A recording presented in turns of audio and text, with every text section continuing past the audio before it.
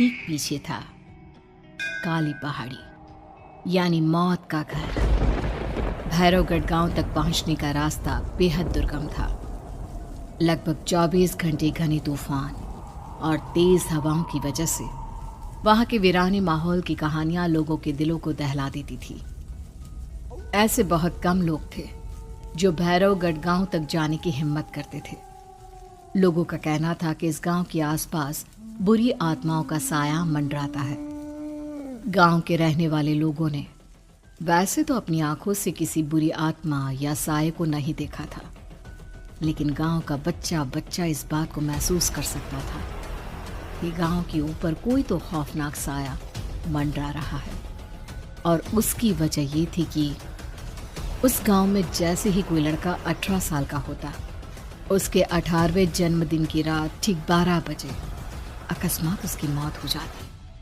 हर बार ये मौतें बड़े ही रहस्यमयी ढंग से होती, और इस बार सरपंच सुमेर के बेटे को 18 साल होने में अब बस 15 दिन बाकी थे।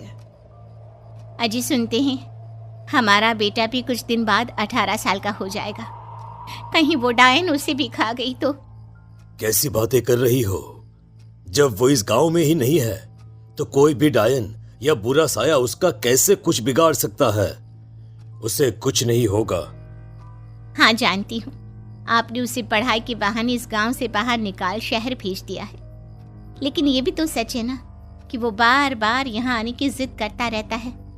वो चाहे कितनी भी जिद कर ले जानकी, पर मैं उसे इस गांव में कभी वापस नहीं आने दूंगा।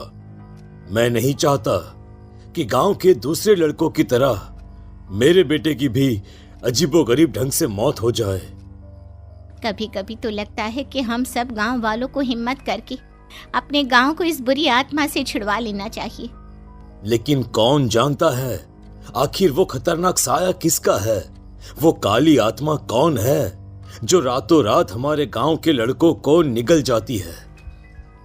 सुमेर और जानकी जब ये सारी बातें कर रहे थे तब रात के लगभग 10 बज चुके थे, और हर रात की तरह भैरवगढ़ गांव एक भयानक काले तूफान की आगोश में था। बाहर चल रही तेज हवाएं और बारिश के बीच कभी कभी ऐसा लगता जैसे कोई बुरी तरह से चीख रहा है। किसी के तड़पने और चीखने की आवाजें गांव के कानों में बार बार टकराती, पर वहां रहने वाले किसी भी औरत या आदमी के अंदर इतना साहस नहीं था कि वो अपने घर से बाहर कदम रख के उन आवाजों तक पहुंच सके। सो जाओ जानकी, और घर के खिड़की दरवाजे कसकर बंद कर दो। अब जानकी सब खिड़कियां ठीक से बंद करने ही लगती है कि तभी उसे अपने घर के दरवाजे पर जोर जोर से खटखटाने की आवाजें सुनाई देती है। इन आवाजों को सुनकर जानकी और सुमेर के चेहरे डर से पीले और हाथ पैर ठंडे पड़ जाते हैं। जानकी, जानकी, इतनी रात कौन होगा? पता नहीं, ऐसा लग रहा है कोई बुरी तरह से दरवाजा खटखटा रहा है। अरे हाँ, पर किसी की आवाज भी तो नहीं आ रही। क्या करूं? दरवाजा खोल लूं या नहीं? कहीं ऐसा ना हो कि किसी को हमारी मदद की जरूरत हो। लड़खड़ाते कदमों से सुमेर दरवाजे के करीब जाता है और अपने कान को दरवाजे पर रख धीरे से आवाज देते हुए पूछता है, कौन कौन है? कौन है वहां? तभी एक बेहद डराने वाली आवाज उसके कानों से टकराती है।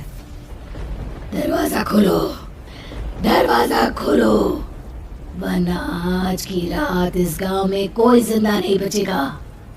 मैं जानती हूँ तुम्हारा बेटा 18 साल का होने वाला है। अगर उसकी जान की जरा भी परवाह है तो दरवाजा खोल दो। इस आवाज को सुनते ही सुमेर घबरा कर पीछे हट जाता है और जानकी को पूरी बात बताता है। कहीं वो डायन हमारे घर तक तो नहीं पहुंच गई? अब हम क्या करेंगे? मुझे दरवाजा खोलना ही होगा जानकी। मेरे पास अब कोई रास्ता नहीं है। इतना कहकर सुमेर डर से अपनी दोनों आंखें कसकर बंद करता है और कांपते हाथों के साथ झटके से दरवाजा खोल देता है। तभी किसी के जोर से हंसने की आवाज सुमेर और जानकी को सुनाई देती है। उस आवाज को सुन दोनों दरवाजे की तरफ देखते हैं और सामने अपने बेटे राहुल को खड़ा देख दंग रह जाते हैं। राहुल के हाथ में उसका मोबाइल होता है जिसमें से वो आवाज बज रही थी। ये क्या मजाक है? और तू यहाँ, तुझे मना किया था ना गांव में आने को, समझ में नहीं आता क्या? 18 साल का होने वाला है तू। माँ, आप लोग भी पता नहीं किन अंधविश्वास भरी बातों पर भरोसा करते हैं। क्या क्या मैं अपने घर नहीं आ सकता? आप लोगों से नहीं मिल सकता? देख बेटा, हमने तुझे किसी वजह से ही इस गांव से दूर रखा था और यहां आकर तूने अच्छा नहीं किया। चल चल चल, मैं तुझे अभी के अभी वापस शहर छोड़कर आता हूं। ओफो पापा, आप बेकार की बातों से परेशान हो रहे हैं। बाहर इतना तेज अंधड़ तूफान चल रहा है, कहीं जाने की जरूरत नहीं है। मैं बस आप लोगों से मिलने आया हूं, कुछ दिन रहकर चला जाऊंगा। दिमाग खराब हो गया है इस लड़के का, नहीं जानता कि इस गांव में ये सुरक्षित नहीं है। किसने कहा था तुझे यहाँ आने को? ये आवाजें सुन, बाहर से जो आवाजें आ रही है तुझे सुनाई नहीं देती क्या?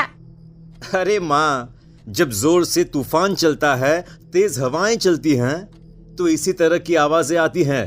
ये बहुत नॉर्मल है माँ। नॉर्मल होगी तेरे लिए बेटा। 4 दिन शहर में पढ़कर आया है तो अपने माँ बाप की बात नहीं मान सकता।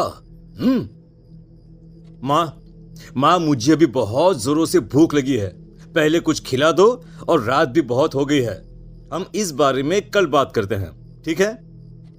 राहुल के वापस आ जाने से जानकी और सुमेर की आंखों की नींद उड़ गई थी।